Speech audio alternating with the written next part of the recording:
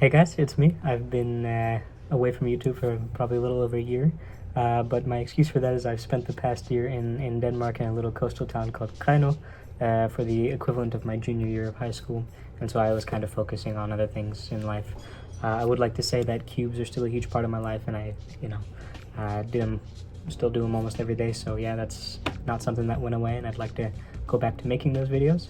I also went to 2 competitions while I was in Denmark, on my first podiums, so that was pretty cool. I was in clock and blind, got second place for both. That was pretty awesome. And but in this video I'd like to kind of discuss my time over in Denmark and the process of getting over there. So yeah, let's get into it. So I figured we should start with the application process for both the school and the visa. As a minor from outside of the EU trying to get into the EU, there's a few extra things you need to gather. So I'm going to put all the documentation you're going to need up on the screen. A lot of the documents overlap for when applying for the school and the visa, so I'm just going to kind of lump them together. But I will say that you should be applying for the school just before you apply for the visa, because a lot of the documents you need for the visa, the school will provide for you, such as application or acceptance letters and all of those sorts of things. But I should also say that it is a very slow process, and it's very hard if you have issues like I did, which I'll also discuss. They're very slow to respond, and so the whole process took about 9 months to complete, and I was already in Denmark by the time a lot of the stuff I needed got to me, so I had about 9 days left before my time there on a passport was about to run out. So definitely be doing things proactively, be ahead of time. I didn't know it would be that slow, but I should have, prepared for that. So yeah, here's all the documents. Feel free to pause or take a screenshot or something. And here's the site you'll be going through. It's called Siri. So yeah, even though I generally had a positive experience in everything that was going on, there were a few things I ran into, mostly being the CPR number and the MitID accounts, which you're going to need if you're staying there. The CPR number is something the Danish government, it gives you just kind of like an ID and a residence permit, which you also need if you're there longer than 90 days. And those did not get to me. The residence permit did not get to me before 9 days were left on my staying there, so that was a little bit irritating. It was quite a stressful process to get all that done, especially because I did most of the application stuff myself. So there was that.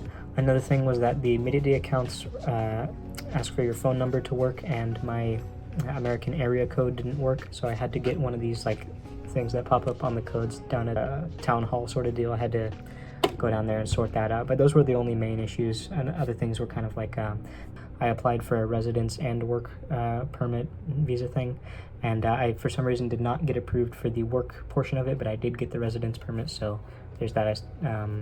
But yeah, basically just prepare all those documents. I don't know if there's any adjustments you're going to need to make between what you're applying for, if it's for university or if there's any differences, but apply all those things, be ready, and yeah.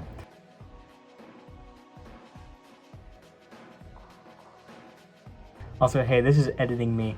I can't believe I forgot to mention that I also had some issues with the visa where I could only stay for 1 year, even with, it being a student visa. So the IB program is a 2-year program, so IB1 and IB2, which is what I was there for. And then, most of the time if you're staying for university, you can do things, but maybe sometimes you got to reapply. Point is, I didn't get to stay there for the 2 years with the visa. I would have had to apply again, like another 9 months in advance to get the visa, but I just didn't do it. It's not that I couldn't, I just didn't. But you're gonna have some issues probably getting a visa for longer than the 1 year, so just be aware of that, especially if you're trying to do a program that's longer than a year. So yeah. So I figured I should also just talk about the program for a second, the IB program, which is what I was there for. I was in the sort of business side of it. When you sign up for it, you think it's going to be like a business course, but it's really, you're just taking economics, which, that was a fine class. The teacher was really great. I had a pretty good experience with most of the teachers there, so definitely not a whole ton to complain about. I got very lucky. Yeah, and I think a lot of the students are happy with it. There are some teachers who, like every school, people don't really care for, but I, had a very positive experience. So definitely, that's a pro for sure. Now that we've kind of gone over the documentation for the process, let's kind of get into my personal experience at Grenaa, especially because there's not a ton of information online. And so yeah, I just kind of like to show you around the town and the school, and yeah, there's not very much to do there, but it's very pretty if you go into the forest or down to the beach or anything like that. I really loved going down to Aarhus, kind of just on the weekends and stuff, and it was pretty great. And yeah, so now I'm just going to pull up some clips of the school if you just so happen to be searching for Kleine Kunderen, because my least favorite thing when transferring to a new place is not knowing where things are. And so now you have kind of an idea of where things might be, so enjoy. I had to be quiet in some of the clips because even though it was the weekend, some people were studying, but that's just how it goes. Excuse the wind, but this is the school entrance here. We have a decently sized auditorium deal. All the science rooms are down that way and to the left and right. Physics and chemistry, I think, are that way. Biology is that way. Oh, would you look at that? The physics room is open. The chairs in here are dog shit. Let me show you. They fucking, all of them move. The building out there, there is art and music, and also down this hallway we have art in that room, and sometimes we have Danish in that room or that room. So this is the main art room. We got a very nice spacious area, and some other classrooms over here, and yeah. Okay, so it looks like the art room is open, so for the building.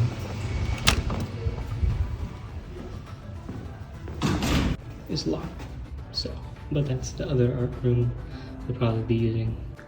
So this is a pretty standard room. It looks like a couple of the tables are missing, but it's kind of what we get.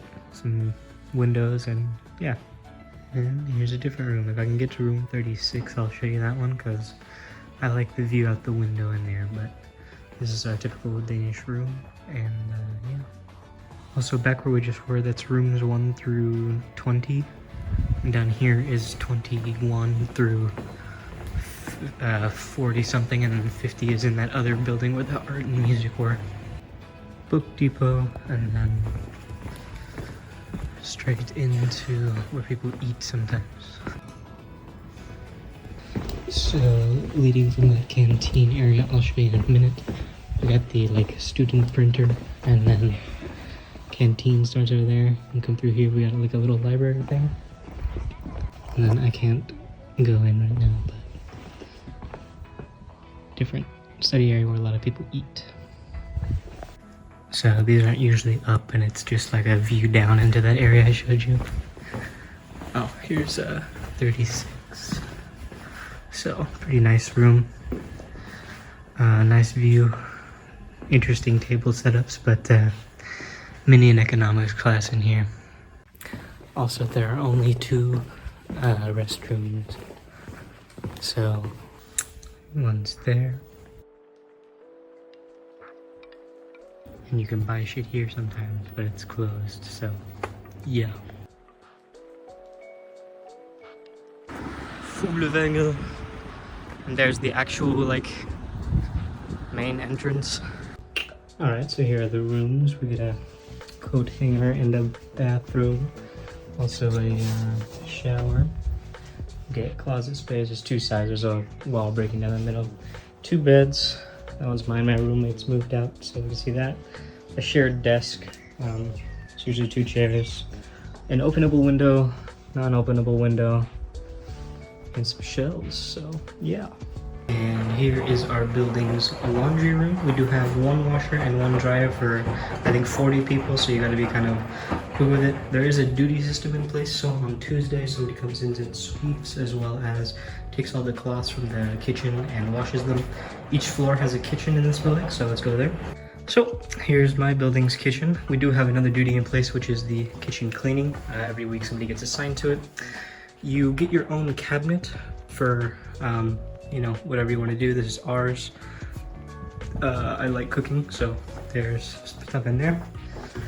Got a bunch of supplies, a shared fridge, as well as a freezer, a dishwasher, and sort of cleaning supplies and stuff. So yeah, we also get full use of the amenities. So we have the stove, oven, and microwave. You're also allowed to use this, and you can plug in a toaster if you want. I know some people bring like panini makers and stuff, so yeah. So I live in the 500 building, and the main building, we just call it main, is where like a bunch of the common areas are, so you can play like pool or table tennis or whatever. But yeah, I didn't record any of that because there are a lot of people there all the time, and you know it's where people eat and stuff. So I didn't want to record that. But that's a pretty cool place. And then there's a ton of other buildings. There's a swimming hall down the street, and there's a gym and stuff. There's a gym in the school too. If you want to use it, it's free. So there's quite a bit of stuff there. I just didn't get all of it because I don't like invading people's privacy. So yeah. So there's the main entrance. There's over to the school, and down that road there is a good restaurant, and down this road here is where we go to the city center and the store and the station, so everything's kind of this way. So over here we have the Grenaa. The city's called Grenaa. Here's just like green river. An O is like a small river. So over here I'm going to show you my favorite Danish wordplay. I don't even know if it's wordplay, I think it's just grammar, but I think it's cool. So here we have the Grenaa. So Grenaa, like the city is spelled with AA, but AA can also be written as O. But O is also the river, so Grenaa, but it would make sense to say Grenaa, but it's just Grenaa, and I like that. So I recommend going to Lidl and Netto in Grenaa. There's also quite a few other stores in town, and there is Byens Grillbar, where you can get quite a good burger, and there's some other restaurants and shops in town. So here's the train station, and there's a bus stop, and you can buy tickets over there and online. And yeah, the only big town the train goes to is Aarhus, but you know, it's pretty nice and there's some stuff to do there. Here's the train ride on the way to Aarhus.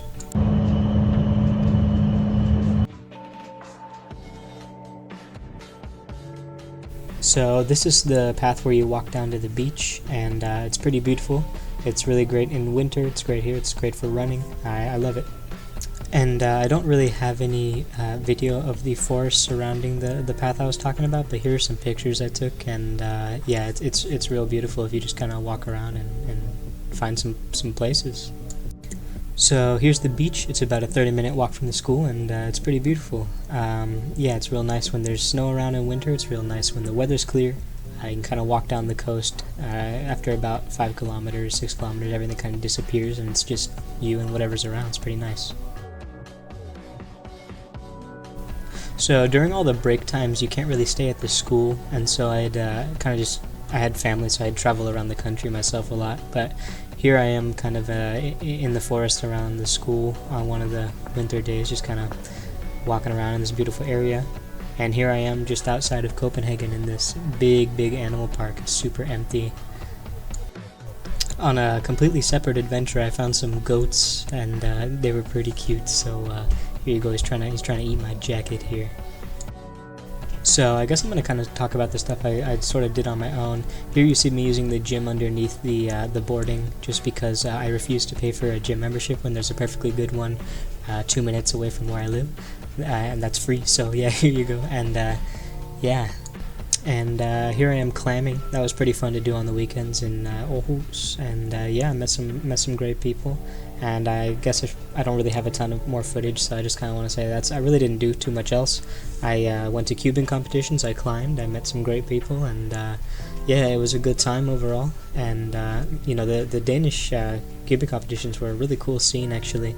I'm going to talk about that in a second. I didn't record any of the competitions while I was there because I don't like to do that when I'm on my own. But the way they do competitions there is way better. They've eliminated that like yelling the names across the room, which is super distracting. Basically, all the competitors, they sit at the table. It's like a final round all the time. You kind of just you're assigned one spot and a competitor number and a table for each round, right? So that decides where you go. And then it's the judges who move to go get the cubes instead of runners. So it completely eliminates all this yelling and all that. And competitors moving all around. It's really great. And yeah, basically they just kind of put up those screens to block the scrambling, and then they kind of just set the cubes out behind that so people can come and grab them. So there's no cheating, no nothing.